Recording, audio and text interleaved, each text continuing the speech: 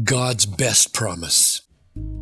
He who did not spare his own son, but gave him up for us all, how will he not also with him graciously give us all things? Romans 8:32.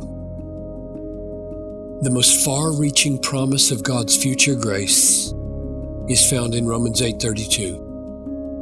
This is the most precious verse in the Bible to me. Part of the reason is that the promise in it is so all-encompassing that it stands ready to help me at virtually every turn in my life and ministry.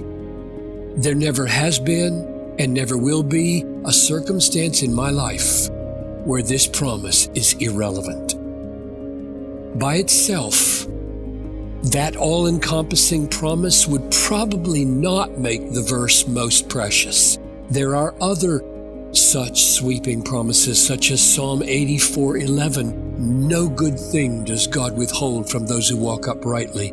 And 1 Corinthians 3:21-23, "All things are yours, whether Paul or Apollos or Cephas or the world or life or death or the present or the future, all are yours, and you are Christ's, and Christ is God's."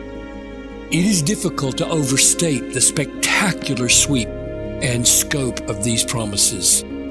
But what puts Romans 8:32 in a class by itself is the logic that gives rise to the promise and makes it as solid and unshakable as God's love for His infinitely admirable Son.